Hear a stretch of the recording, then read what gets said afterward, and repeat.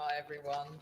Yeah, thank you so much for tracking along. It's just been great to be able to share some of the learning that I found immensely helpful over the last year, particularly over the last few months, with us as a community, and to process together some of these ways of, particularly I think, understanding what the Bible actually is and therefore what it isn't, and also how to read it, but particularly looking at those challenging passages in Genesis 1 to 11. And I had some great questions. So I'm going to quickly say the sort of questions that people have brought in. And as I say, we're going to bring a response.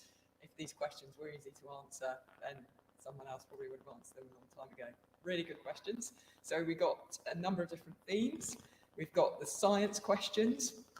Based on the 7 days of creation, how do we tackle the young Earth versus the old Earth debate? Is there a way to determine how old the Earth is? And is there a way to align it with Genesis? How do we interpret dinosaurs, Ice Age, Stone Age, etc. in the light of what's there in Genesis? Great question. And then moving on, but more particularly around what it is to be human. Is evolution compatible with Genesis? Does it go against the concept of intelligent design or made in the image of God? Great. Then moving a bit more on to history. So that's more like science. This is more like history. I thought this is the questioner. I thought your explanation of Adam and Eve. Don't forget they're Hebrew words written a lot later than the primeval narrative, the garden narratives. Hebrew wasn't invented, so I explained how Adam is human, Eve means life, to mean humanity. Really helpful.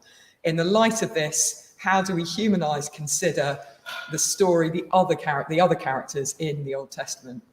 So like Moses, Joshua, etc., are we meant to think of only Jesus being the literal Son of God who died for our sins, and consider all characters before Jesus as more stories that reveal the nature of God, more like identify with God through the story rather than an actual historical person like Gideon, for example? Great question.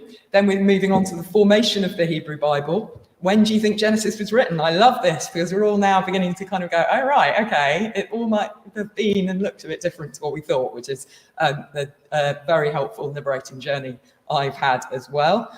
Do you think it really was Moses who he's assigned authorship? People talk about the 5 books of Moses and Moses being a key figure. And so the kind of some traditions have given Moses the authorship of Genesis. I love this. It feels like a very big book to have been written. I suppose he was brought up in the palace court, so he was educated. So yeah, when do you think the written word was written? So the Hebrew Bible, particularly the Old Testament, in a possible timeline, was it before, during, or after the exile? If there was oral tradition, how much were they changed by the writers? Great questions. Then ethics. The idea that the Israelites, and that there is this Genesis 1 narrative of all humanity made in the image of God, but it was that lost? At what point did the Israelites lose that and see themselves as somehow more special? Is that, and what about us today? If we feel ourselves we're more special than others, isn't there an unethical and potentially dangerous and damaging fallout from that? How do we navigate an ethical understanding of we're made in the image of God, the Genesis 1 narrative, recovering that, but also understanding what it is to be specifically the people of God? Great question, which all of these will have practical applications today, but I think that's very pertinent. And then going more into those garden narratives, the temple imagery. This is a lovely question. I loved finding out about the significance of the 7th day in the Genesis 1 narrative, writing about 7 days so that people of that time in the ancient Near East would understand that God made the world to be a temple.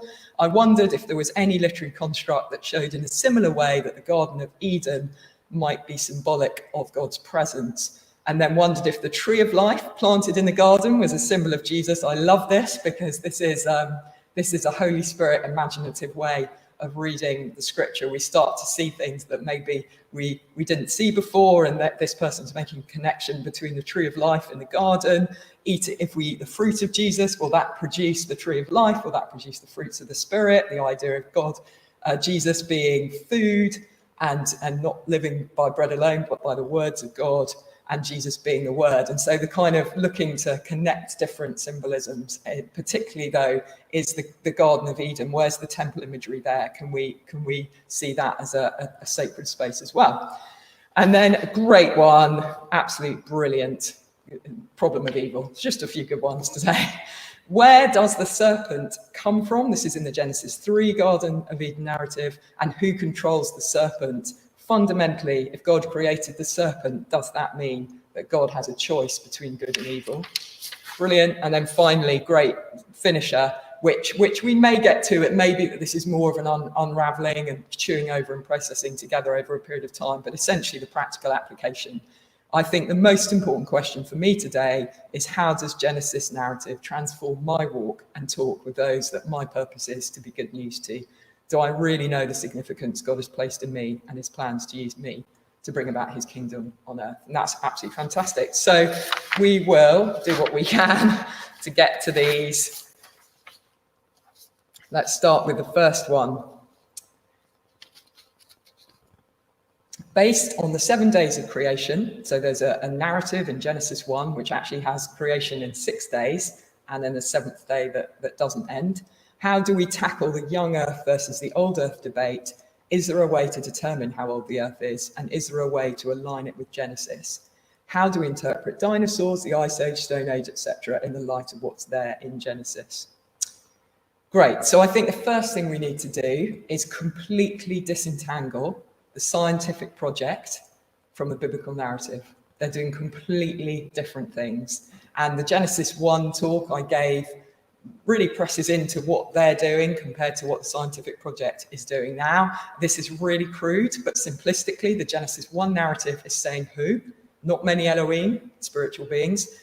Elohim aren't everywhere, not polytheism or pantheism, but there's one supreme Elohim. There was nothing like that in the ancient Near East. It was mind-blowing, and it still really informs people's worldviews today. We either believe in God or we don't believe in God, but very few people, particularly in the West, there are other cultures where people still believe in many gods. Essentially, those are the options. There's either one kind of aura out there or being or something, or there's nothing. And that was rooted in the Genesis 1 narrative, which basically began to deconstruct polytheism. Gods are everywhere in the ancient world, or pantheism. God is in everywhere. The Spirit of God, the Ruach, the breath, is hovering over the waters. And that I didn't go into that, but just that really speaks against pantheism. God is in everything, because the Spirit, the Ruach, the breath, the wind of God is actually animating everything. It's energizing everything, but he belongs to the distinct person of Elohim. So he's supreme, he's uncreated, unequaled, incomparable Elohim. Absolutely mind-blowing in the ancient world. And the second sort of message is why. So it's the who and the why.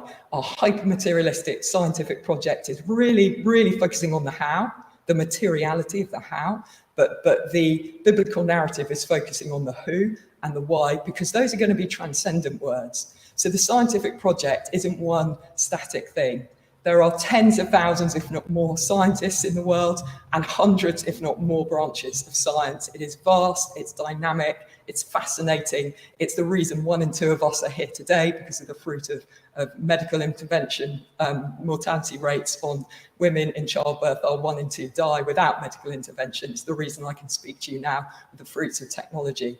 It is dynamic, it's living, it's gripping, and it is focused particularly on how the material world works. That's its boundary, that's its endeavor. As soon as it goes beyond those boundaries, it's not science. It's a personal opinion or a faith, but it's not science. So if we look at the world and we say, wow, it's vast and complex, there must be a God, that's great, but it's not science. If we look at the world and go, wow, the whole thing happened by a chemical accident, therefore there isn't a God, that's great, but that's not science. All science can do is observe the material realm. That's what it's doing, and that's what it always was doing and always will do. And science changes all the time. So we used to think the universe until fairly recently was static. Now we think it's ever expanding. The biblical narrative is not speaking to the changing understanding of the scholarly scientific community, because it can't change. It was written once, millennia ago. We'll come to the formation of the Hebrew Bible, speaking into who made everything and why everything has been made, not how. Not just because the understanding changes all the time, but because that wasn't the interest of the authors. The interest of the authors was to reveal who Elohim was, the supreme, unparalleled, incomparable creator. and who humans are, all of us, made in the image of God, significant, mind-blowing to cultural worldviews where only one person, the king, was made in the image of God and everyone else was made to be slaves to meet the needs of the lesser gods who couldn't be bothered to work for the greater gods in Babylonian myths. So the language as well in the creation narrative is pre-scientific. It describes God creating everything, but in the pre-creation state, there is still something, according to our understanding. There's a dark, desert, watery abyss, Genesis 1:2. He overcomes them through very sophisticated, stylized, regal, literary journey through 6 days. 1, 2, 3, separation. But separation of light from dark. Because the ancient world saw light as before the sun. God was light, and then the sun comes in day 4. But then separating waters above and waters below, that's ancient cosmology. It's all intuitive observation. We'd all be the same. You're standing with your feet on the ground, rain comes up there, but it doesn't come all the time. Therefore, there must be some sort of dome, and sometimes the rain comes. So the waters needed to be separate. Remember, nothing's good. It's not good on day 2, but nothing's good. Good day 1, nothing, no comment on day 2, but day 3, when there's a separation, water and dry land and plants are put on the dry land, 2 lots of good, because the momentum is towards the meaning, the literary sophistication is towards the meaning that humans are designed to flourish on the dry land. So 3 acts of separation, then 4, 5, and 6, 3 acts of filling. So not only is it an ancient cosmology, but it's also dealing with the unseen realm, something that is beyond the scientific endeavor. So day 4 is an unseen realm narrative. And I'm touching on it now because I actually will pick up on it on the question of the serpent now to just get the worldview in our heads. So the rakia, the dome, is this kind of hard bronze firmament that the ancient Near East thought they had the ground beneath them, had the dome above them. Above that was sort of the heavens. In that were the skies, and the day 2 narrative of the waters above, the birds are filled up there, and the fishes go to the waters below. And there are these heavenly beings, day 4, they're called the heavenly host. They are spiritual beings. This is intense to get our heads round. The sun, the moon, and the stars were worshipped as gods in the ancient world. Highly likely Abraham in the Mesopotamian region was called out of being a moon worshipper. That was common practice, and you can understand it. If you're there, you're fairly sophisticated urban civilization emerging in the Tigris and Euphrates on the Mesopotamian basin, but you're pretty much small. You've got your land. You look up, the sky is vast and it's mind-blowing, and there are beautiful beings up there. So they are gods. Genesis 1 narrative critiques that ideology, but doesn't say they're not spiritual beings. So they're defined as heavenly hosts, but not Elohim. They are spiritual beings, but they're not like the Elohim, the creator, the unparalleled one. They're not to be worshipped, but they are given delegated authority to worship. This is hard to explain, but I talked about literary origami of the Genesis 1, 2, 3 separation, 4, 5, 6 filling. So we filled the light and the dark. We've filled the birds and the fishes. So day 4, day 5, we fill the dry land with humans and animals. There is also, so there's a fold between separation and filling, 1, 2, 3, 4, 5, 6. There's also a fold between day 4 and day 6. The 2 rulers are given delegated authority. So day 4, the sun, the moon, and the stars, and they're actually not named that because they're not deified in the text. They're just called, they are called though, to rule the same word that humans are called to rule the created realm. You have the unseen beings in the heavenly realm called to rule as delegated authorities over the unseen realm. So you have these 2 realms, the heavens and the earth. Day 4, they are given governance over the unseen realm. And you see things, and the whole of Israelites' festival season, for example, is in the marking of the sacred times that comes up. I'm just trying to give you a taster of what else is probably going on in this narrative, so we understand that it's not trying to explain how the earth came into being from a literal mechanical point of view. It's telling us about the boundaries of governance between the unseen realm and the seen realm, and then humans match them. So that where you get a mirroring in the biblical narrative, the seen realm is populated with humans, and there's a mirror, there's an unseen realm populated with unseen spiritual beings. Really critical to understanding the whole biblical narrative right up to Revelation to see that unseen realm. So it's not a scientific endeavor because it is talking about the reality of the unseen realm, something that's beyond the realms of scientific inquiry. I had a little thought though. Science changes all the time, as we've just discussed. Scientists change all the time. Current scholarly consensus changes all the time. Imagine, and we've got the technology now, I think, to control the weather. So I think there are kind of clouds that China might have formed over them if they need some rain. So it wouldn't surprise me at all if that develops. In 100 years' time, we all have our own weather systems. And we all kind of, I don't know, nations or counties or states, I don't know, now like negotiate who's going to be in charge of their weather system or what weather they're going to have, the farmers, like the suntanners, everyone wants their different kind of weather. And whether we'll get to this stage in Britain, in England particularly, and you understand why I'm saying England rather than Britain, where we'll look back at the 20th and 21st century and think it's so primitive that rain ever stopped play for cricket.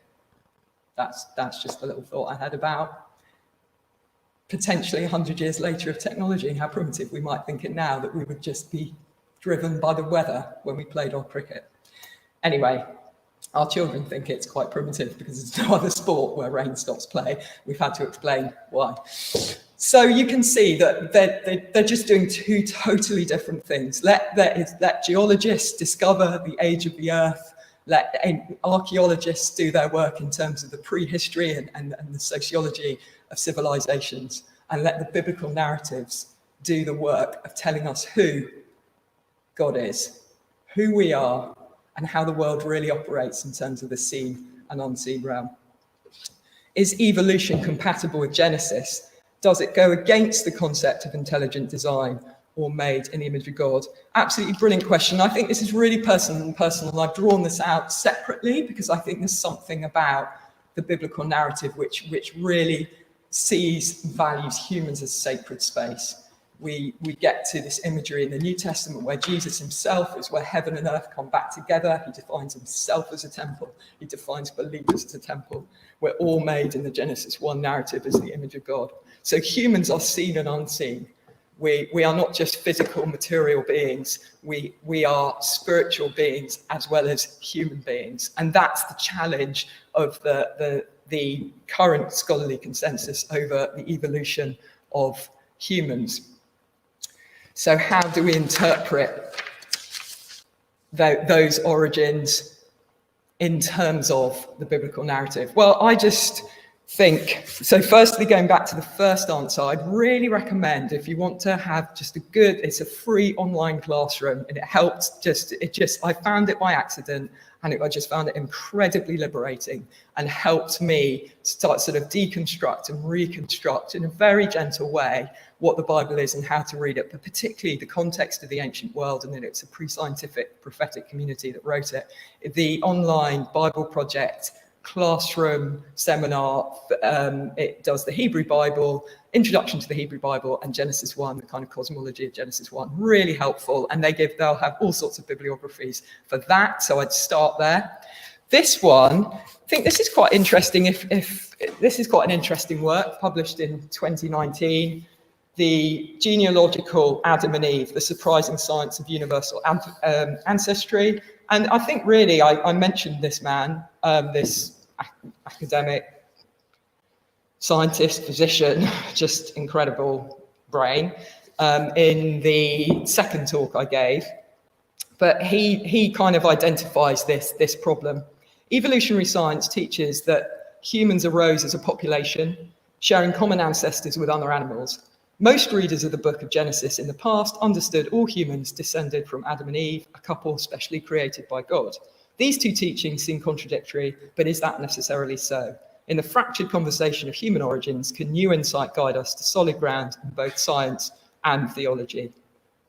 And he disentangles the difference between what it is to be human he's a scientist, from the theological understanding and the scientific understanding, that word, and ancestry, and particularly the difference between genetics and genealogy. He's a scientist, physician, associate professor of laboratory and genomic medicine at Washington University in St. Louis, where he uses artificial intelligence to explore science at the intersection of medicine, biology, and chemistry.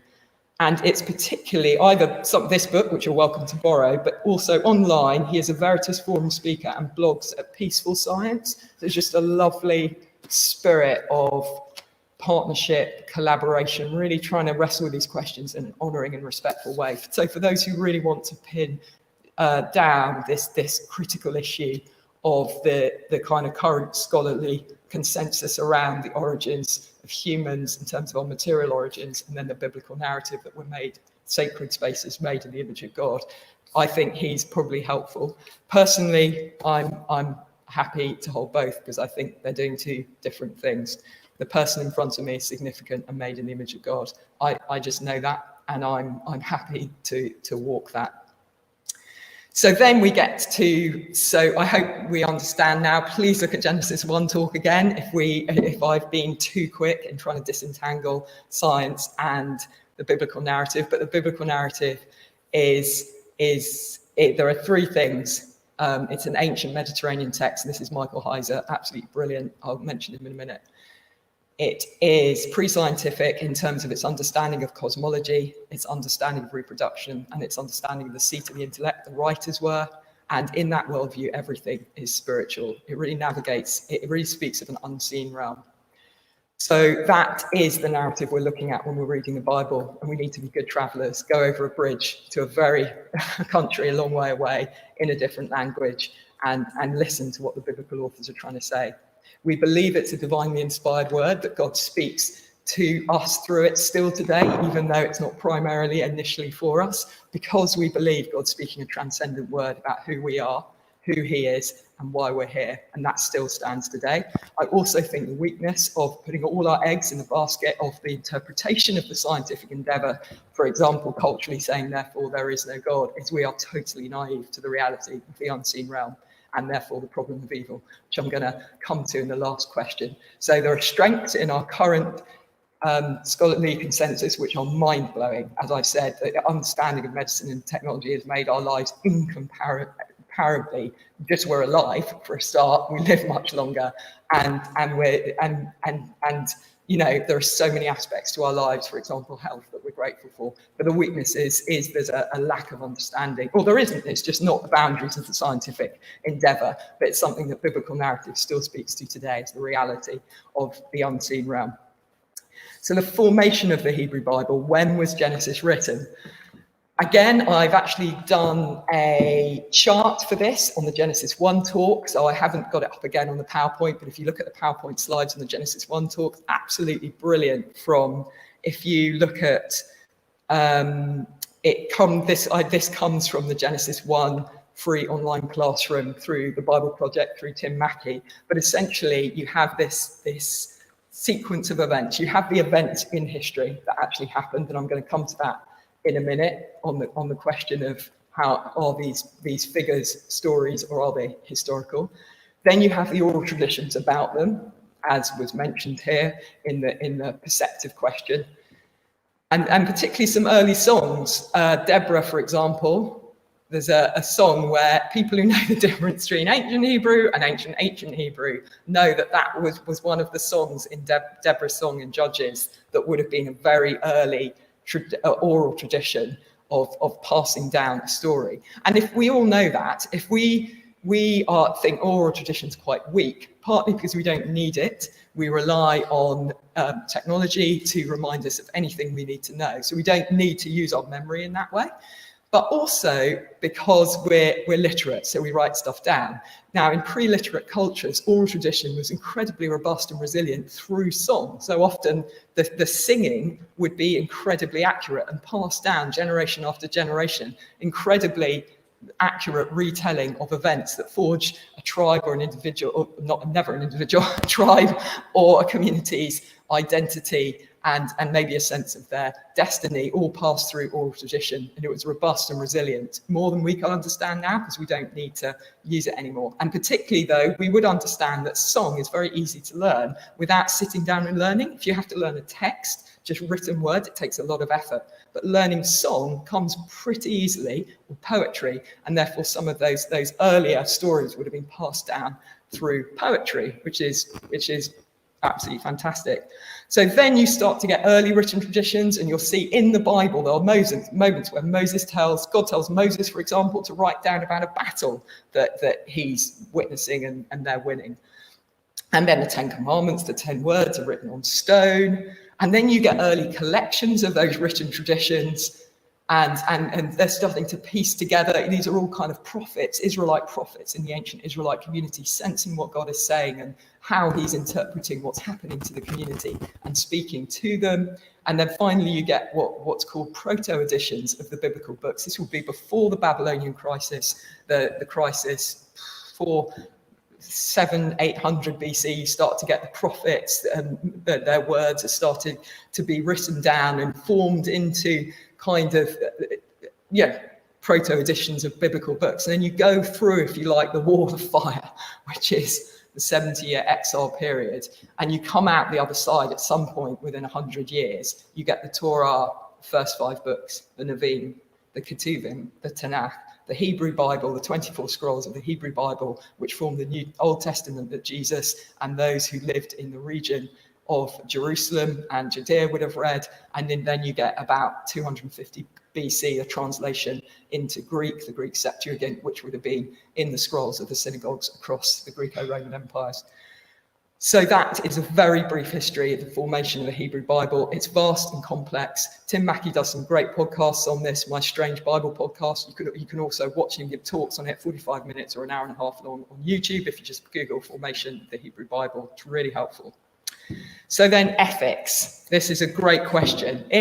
How does it work, this idea that everyone's made in the image of God? And I hope I'm reflecting the spirit of this question accurately. But yet Israel are a chosen people. How does superiority not get in, and they stop loving everyone as if they're made in the image of God? And that is extremely challenging. This is a great book for those who want to dig deep. A whole book written on that one verse in Genesis 1, because the phrase image of God actually is very rare in the Hebrew Bible. It's just there in Genesis 1 and in Genesis 5.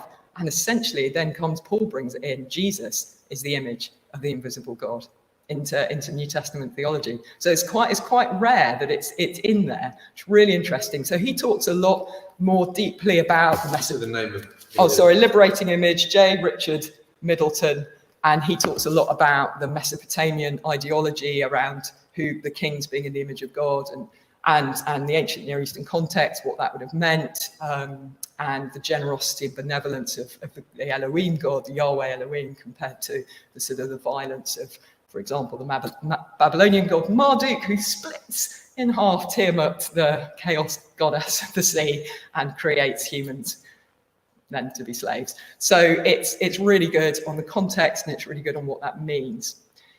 Speaking to the ethics of that, I think the Abrahamic blessing is the way to go. And I love how YWAM, I don't know how much they've thought this through, but their strapline used to be blessed to be a blessing. And I think that's how you navigate both. There are people who are chosen by God. The Abrahamic peoples are chosen by God.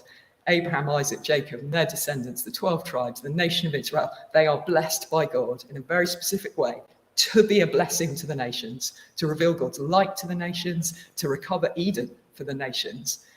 And then those of us who have been grafted into that Abrahamic blessing, as Paul talks about in Romans and Galatians, through Jesus, we're grafted in now to Yeshua's family. We are blessed, and we can't deny it. There is a blessing on the people of God. There is a covenantal commitment to faithfulness, to goodness, to however hard life is. God is with us, he's for us, he's blessed us. We live in the blessing of God through Jesus. We enter into the blessing of Abraham for the nations.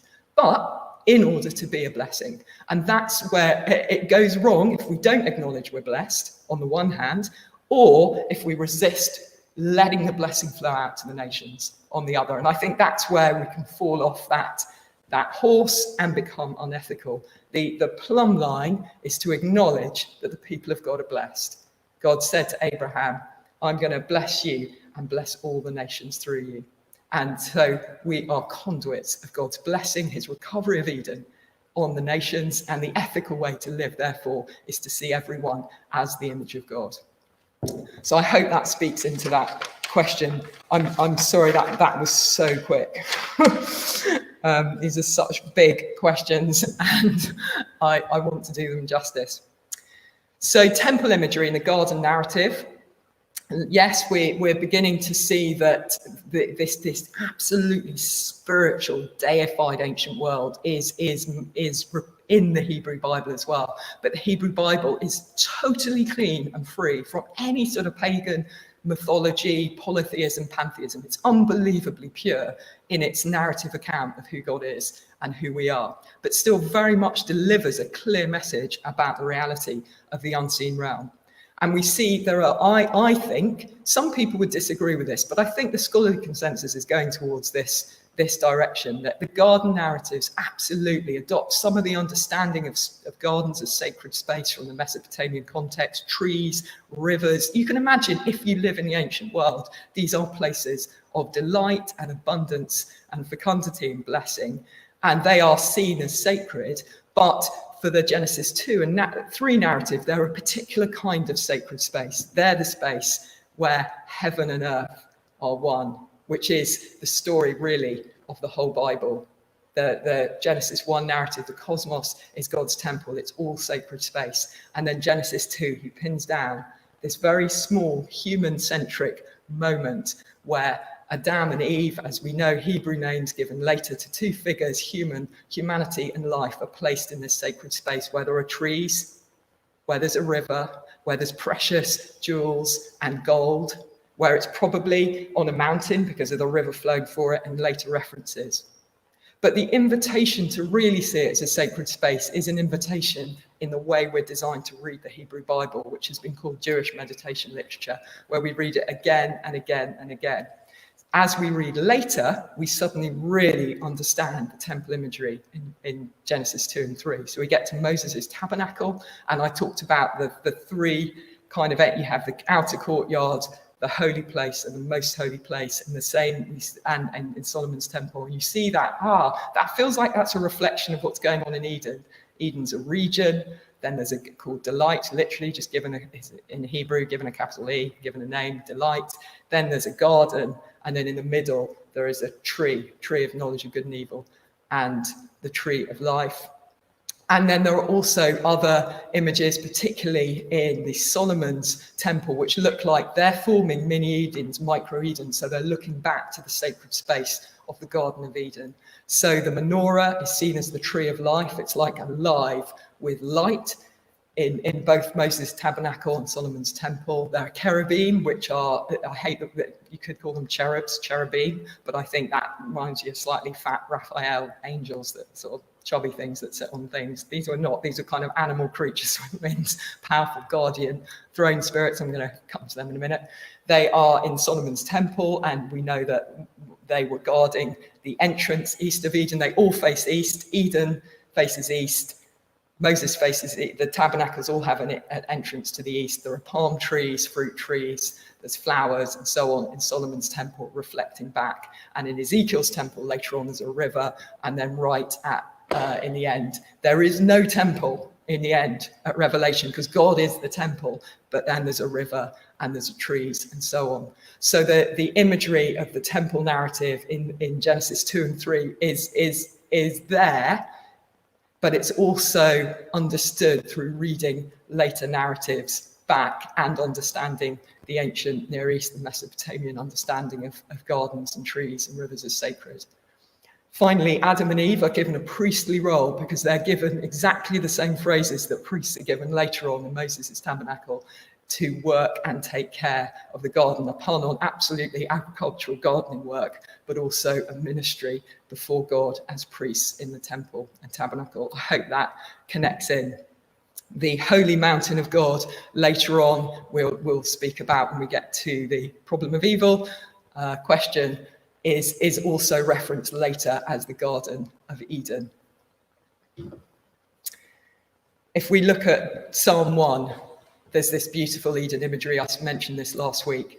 The one who meditates on the Torah, the law, the scriptures day and night is like a tree planted by streams of living water. Their fruit never fails. And that's an Eden image. And it's also an invitation to understand how the Hebrew Bible works, that we read and reread and reread. And Tim Mackey calls these really interesting, calls them hyperlinks. So you read through, you know that Adam's been given to serve, work, take care in the garden, read through exactly the same words used to give to the priest, and that reframes how you as a reader perceive what Adam's work is. And that happens all the time. So it's not like our way of reading, which is we read beginning, middle, end, and that's the end of the book. It's a rereading for a lifetime. And as we do that, we come to embody the narrative. We come to be mini Eden, sacred spaces, temples where heaven and earth become one in that process of digesting this living word. So finally, apart from the application question, but finally, we look at the question, very sharp question. Where does the serpent originate and who controls the serpent? Fundamentally, if God created the serpent, does that mean that God has a choice between good and evil? Amazing question. Just quickly, for those who want to know more about temple imagery in the garden narratives or anything about the writings of the ancient Near East that feed into the understanding of gardens as sacred spaces and so on, this is great. John Walton does a Lost World series, Lost World of Adam and Eve, and he's helpful on perhaps how the ancient reader would have read those garden narratives. So this one really is, I've got to come to the history. Do you know what? Before that, I'm going to go back. There was a very good question which I've realised I must have missed accidentally. Yeah, the history in the Hebrew Bible. So we talked about science, and just quickly, are the figures real? Do the figures like Moses and Joshua and Gideon, are they real figures, or are they helpful illustrations of what it is to be human and what God's like for us to learn from? And Jesus is, if you like, the first real person, historical figure, and after that, it's a kind of an account of the history of the people of God. This was the game changer for me, this book, The Pentateuch as Narrative, John H. Sailhammer. He's a follower of Jesus. Everyone I'm quoting today is followers of Jesus. I have quoted other scholars in the last three talks that have different perspectives on faith, but I thought today, to be really helpful, I'll get people who are like walking the same walk as we are. And essentially, they all are historical figures. All these people existed in time. There were events where they happened. We talked about the formation of the Hebrew Bible. Then there were oral traditions about them. Then at some point it was written down. Then it was written into a collection, and so on. And the divine inspiration is really woven through the whole thing because the Holy Spirit is weaving over a very long period of time, about 1,000 years of a vast and complex production process. Yes, they did exist in history. But what they're doing in the writing of the Bible is this is what I've sort of come to this phrase after reading and listening and thinking. So biblical narrative is the literary representation of historical events in such a way as to communicate the author's message. So there's a Gideon figure in history, there's a Joshua figure, there's a Moses figure, and then later when they're finally written down, it's written down in such a way as to communicate a meaning.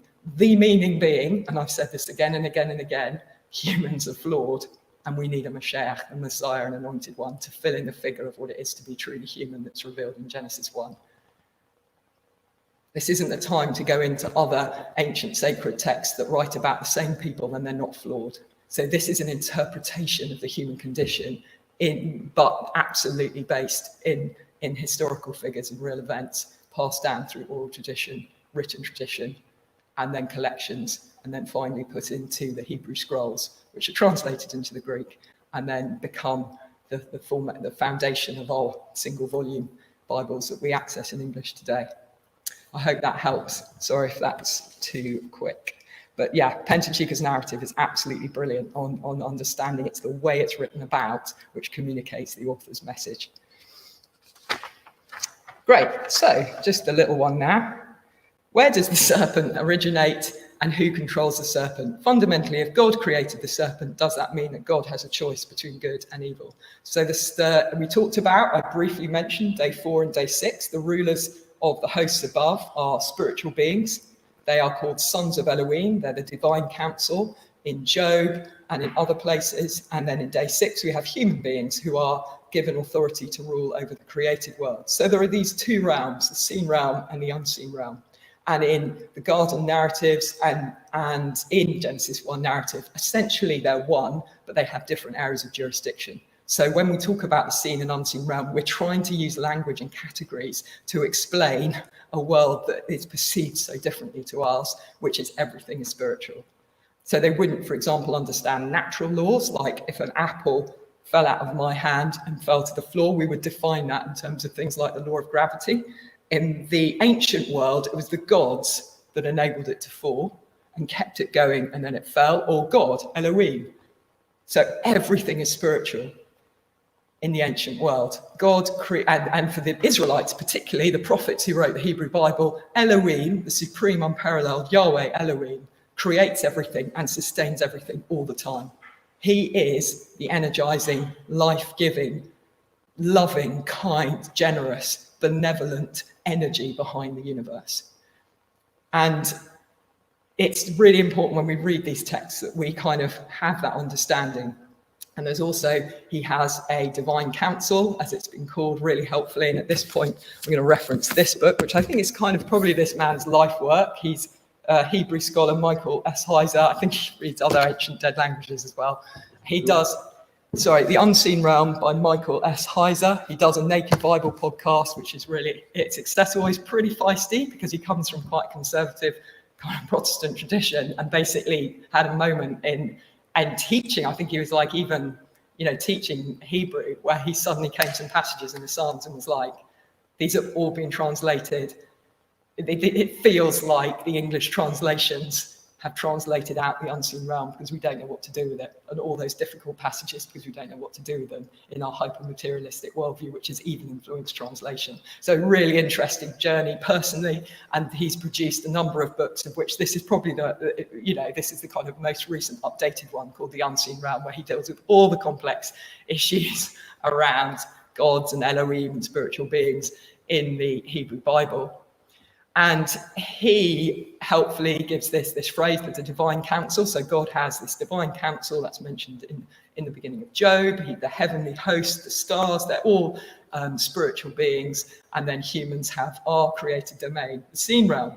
And he has a good chapter on the serpent, the snake, which he says is a good translation, that it was a serpent or snake, Nahash, but it's like a triple pun on two other words in Hebrew. Shining one, it's close to a word which means a shining one, and also close to a word which means a diviner or one who brings omens.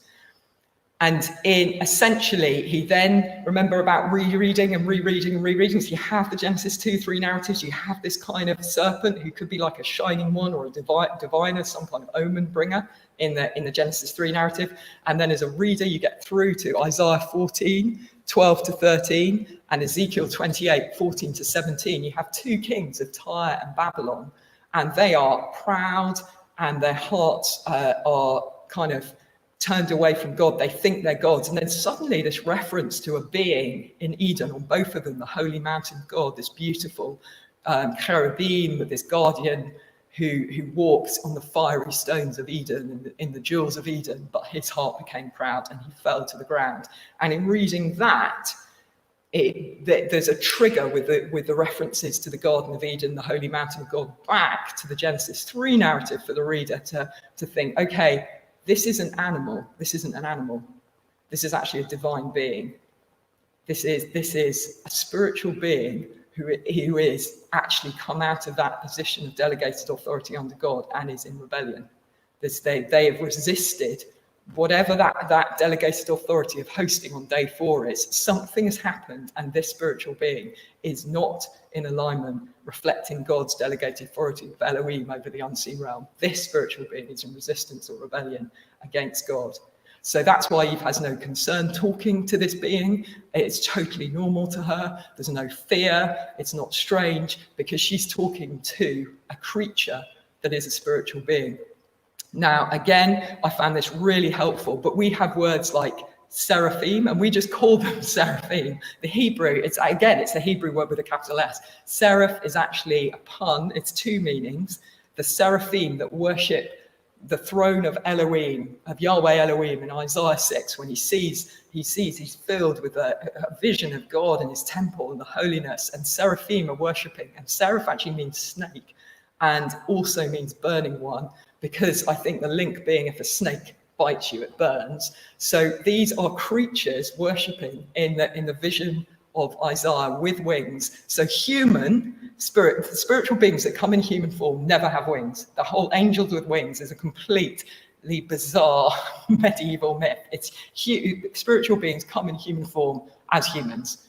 Or there are animal-like creatures that have wings, and there's another realm, another level of spiritual beings. So you have a spiritual being in the garden narrative, who can be translated absolutely serpent, snake. They're kind of a shining spiritual being that basically says to Eve, did God really say? And starts to sow the doubt of God's goodness as to who she is, who they're made to be rulers, and leads her, or attempts to deceive her to that full narrative we've talked about, to see something tov and take, which we know is the problem of the human condition, is seeing something tov that's not for us to take. It's for our benefit, but it will be someone else's cost, something beautiful, something good, and to take it. So evil isn't some malevolent force out there. Evil is what happens when we transgress. And it's a really helpful distinction, that, I think. So God, the question is, does God ever have a choice between good and evil? We know God in human form in Jesus was tempted, and it says later in Hebrews, he was tempted in every way, yet was without sin. But because he never transgressed, he in a sense never is anything other than good, because he never goes there. He never does take something tov, beautiful and good for himself at his own benefit, someone else's cost. He is just incomparably, generously good all the time. Why the Nachash, the serpent, the spiritual being, could, going back to that question, could rebel and resist, is because he genuinely gives delegated authority to created beings. He genuinely gives delegated authority. He doesn't control. It says, who controls the serpent? There is no control of God. He genuinely releases humanity in the seen realm and spiritual beings in the unseen realm to rule on his behalf or to resist.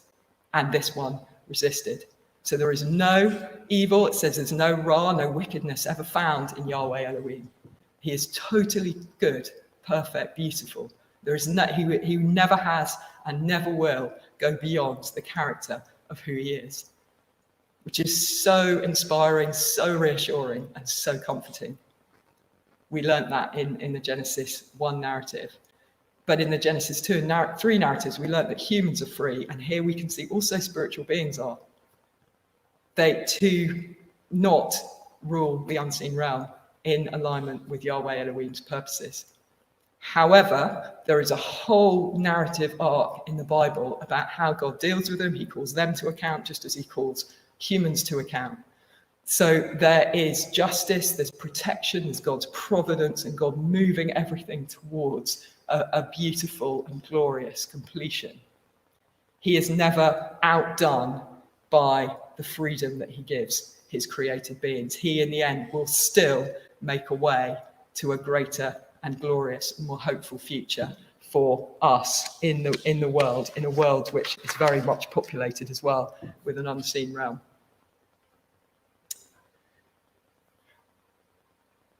So I hope those have been helpful responses. I know I'm going to have at least one conversation with someone who'd like to ask a question more on a one-to-one, and of course that's definitely there as well, if that's an easier way to process and articulate any questions that arise. Please, get in touch if there's anything else that kind of comes up out of this. But I think for the moment, that final, we can land on that final practical application.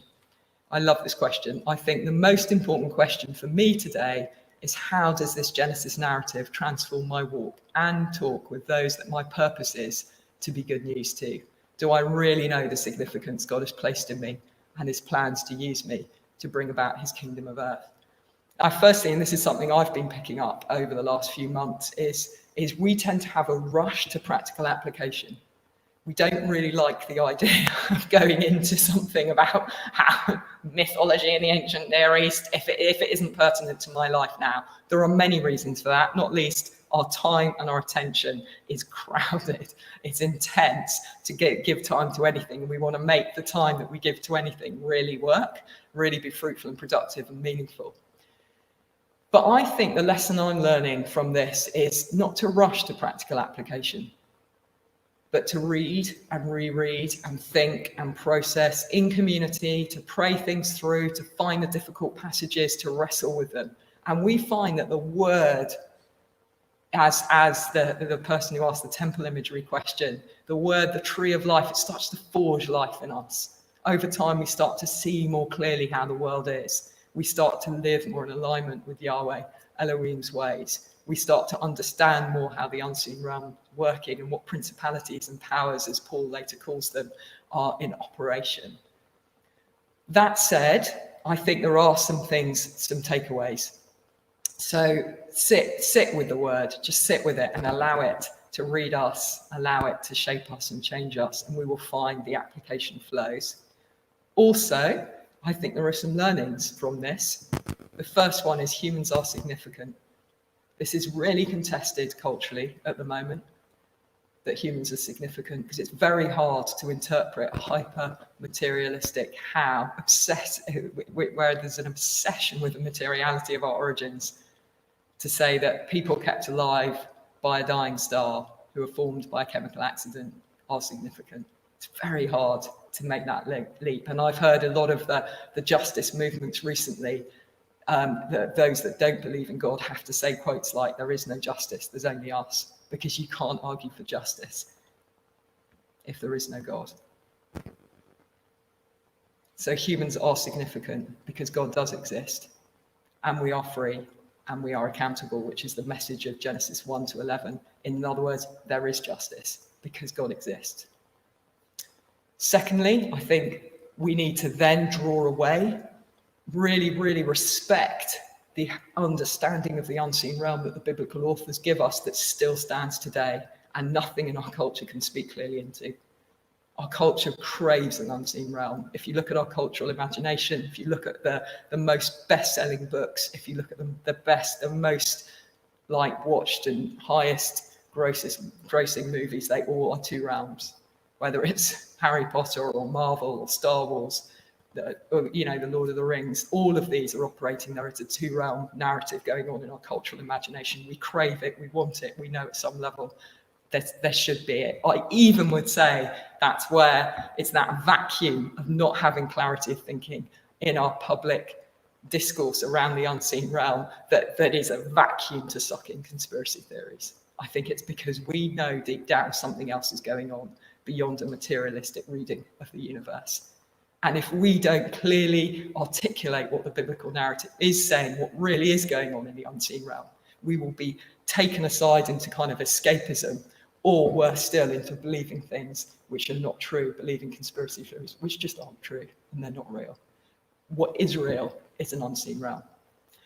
So I think that's really another takeaway, is to respect the everything spiritual worldview of the biblical authors. And then really the final takeaway is the invitation in the garden. There's an invitation to walk with God in life. There's an invitation to have wisdom, to see the world through his eyes, to define Tov and Ra, good and evil, through the way he sees the world. And that is a way that leads to life.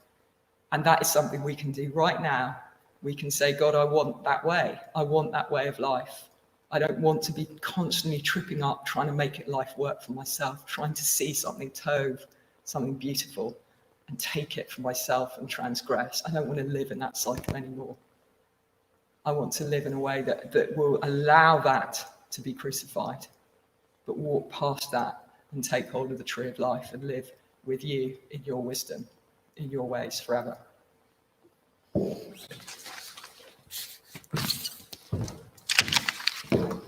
Thanks, Alice. Well, why don't we finish by praying that, and praying that we'll say to God, whether this is our first time or we've done this many times before, we choose to take from the tree of life.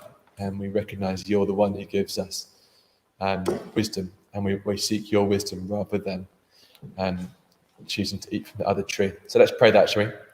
Lord, we stand here now, or sit here wherever we are, and we say we agree, we recognize that you are the tree of life, and we turn ourselves to you now, and we say we want to eat from your tree.